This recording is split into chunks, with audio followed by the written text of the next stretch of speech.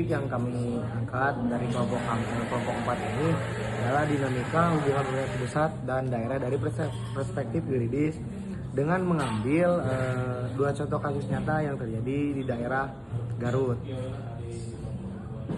Nah, mungkin sebelum masuk ke kasus ataupun pembahasan yang akan kita bahas terkait dinamikanya, kita pahami dulu aturan dasarnya, yang mana negara Indonesia ini merupakan negara kesatuan yang menganut asas desentralisasi berdasarkan pasal 18 Undang-Undang 1945 dan Undang-Undang Nomor 23 Tahun 2014 tentang pemerintahan daerah.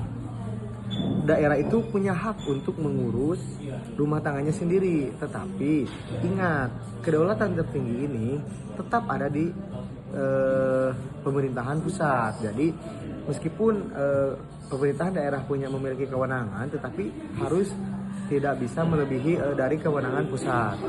Seperti itu. Teman-teman tahu kan kalau ada wacana pembentukan Kabupaten Garut Selatan dan Garut Utara. Secara kajian teknis dan administratif, Kabupaten Garut sebenarnya sudah sangat siap, bahkan kajian kapasitas daerahnya memperoleh nilai yang sangat tinggi. Tapi kenapa sampai sekarang belum mekar juga? Jawabannya, karena pemerintah pusat masih mengunci kebijakan moratorium pemekaran sejak 2014 demi menjaga keseimbangan fiskal dan anggaran nasional APBN. Nah, ini menimbulkan kalau seberapa matang pun persiapan daerah, keputusan akhir akan pembentukan daerah baru tetap berada penuh di tangan pemerintah pusat. Otonomi daerah kita itu punya ruang bebas, tapi batas garis jalannya tetap dipegang oleh pusat.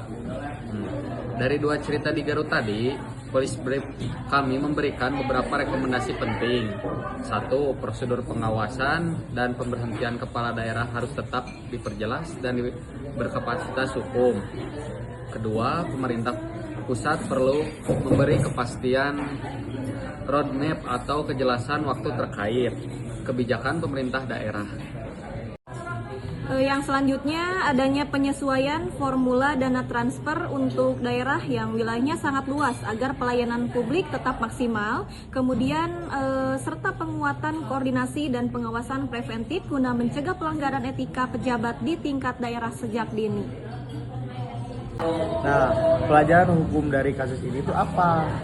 Dari kasus yang mana kasus tadi itu menjelaskan bahwa adanya kasus pemakzulan Bupati Garut pada tahun 2023 dan suratnya itu langsung diberikan oleh Gubernur Jawa Barat dari pusat, namun melalui Gubernur Jawa Barat, karena yang mewakili pemerintahan pusat di kancah daerah itu adalah oleh Gubernur.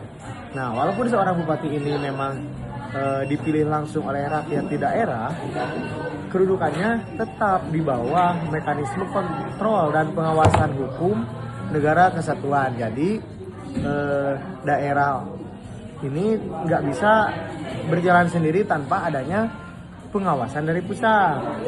Nah, untuk yang kedua ada kasus yang berbeda. Kasus yang ini itu berkaitannya dengan kewenangan pusat dalam penataan daerah, yaitu soal moratorium pemekaran daerah otonom baru atau yang disebut dengan DOB.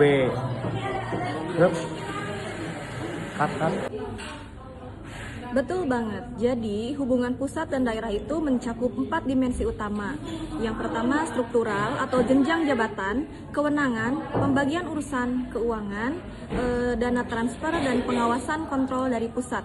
Nah, Kabupaten Garut punya 2 kisah nyata yang menggambarkan banget bagaimana dinamika hubungan ini bekerja.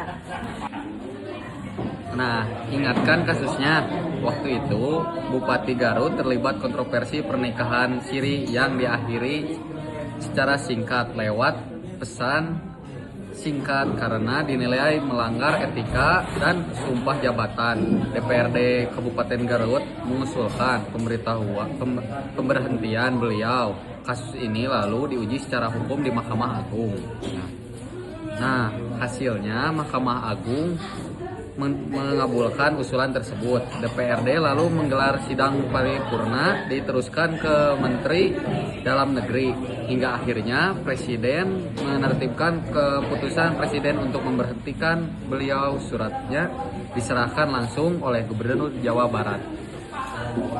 Nah, setelah kita menanggapi dari dua kasus yang tadi sudah disebutkan oleh Yusril dan juga Bu Linda, nah mungkin dapat kita tarik kesimpulan dari dua kasus tersebut, yang mana hubungan pemerintah dan pusat daerah ini di Indonesia memang bersifat dinamis dan multidimensional, yang mana mencakup aspek kewenangan, kelembagaan, keuangan, dan pengawasan yang saling terkait dalam bingkai negara Kesatuan Republik Indonesia. Nah, studi kasus yang di Kabupaten Garut terkait kasus pemakzulan Bupati Garut Aceng Bisri pada tahun 2013 dan kebijakan moratorium pemekaran Garut Selatan ataupun Garut Utara, yang mana menegaskan bahwa meskipun otonomi daerah memberikan ruang kemandirian bagi daerah, namun kendali akhir atas kelembagaan dan struktural pemerintahan daerah tetap berada di tangan pemerintah pusat. Jadi diperlukan penguatan regulasi, transparansi kebijakan, dan komunikasi kelembagaan yang baik agar hubungan pusat dan daerah dapat berjalan harmonis tanpa mengorbankan baik prinsip otonom maupun kepentingan nasional. Mungkin sekian pemaparan dari hasil dari Police Brief kelompok 4 kami. Mohon maaf, mungkin ada beberapa kesalahan dan kekurangannya, mohon dimaafkan, dan mudah-mudahan Police Brief yang kami bikin oleh kelompok 4 ini ada pembelajaran bagi teman-teman yang menyimak ataupun yang menonton video dari presentasi ataupun diskusi dari kelompok 4 kami. Mungkin cukup sekian dan terima kasih. Wassalamualaikum warahmatullahi wabarakatuh.